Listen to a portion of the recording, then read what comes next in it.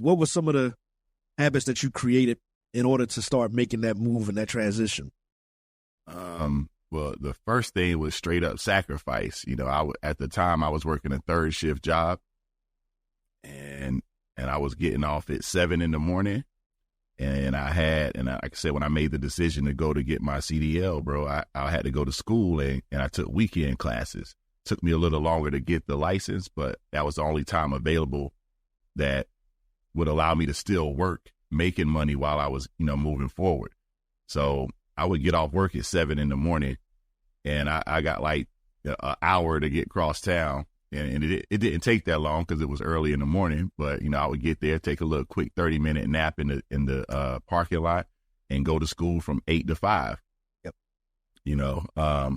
Was it 8 to 5 or 8 to 12? I'm sorry, 8 to 12. And then, I would do that on the weekends. And then on Sunday, I would do the same thing. And then just over and over, just continuously doing that. So it was a lot of sacrifice as far as sleep, being away from the household. But that was also preparing me for the job I was about to, entail. As far as financially, a guy told me it was like my first job, like out of school, man, because I went back home and waiting on my girlfriend at the time to finish school at Coastal.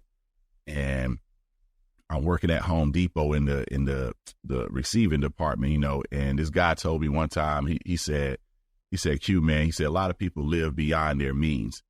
And he broke it down to me in regards to what that means. And his definition of living beyond your means is if you don't have enough money in a savings account to take care of your expenses for at least 3 months, you're living beyond your means, regardless of what that may be. If you don't have that money stashed away, then it's going to be, you're living beyond your means. My Uncle J.M., my mom's oldest brother, always stated to me, well, I would be complaining as a youngster, a young man. I wasn't a youngster, but a young man when I had to dig into that savings sometimes to take care of life. And he said, well, young man, be thankful that you have these savings because everybody doesn't have that.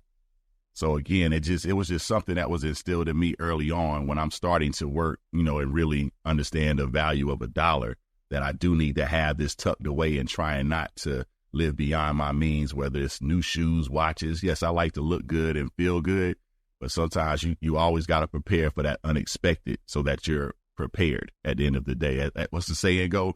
If you stay ready, you ain't got to get ready. Amen. So I try to stay ready. Pushplaypods.com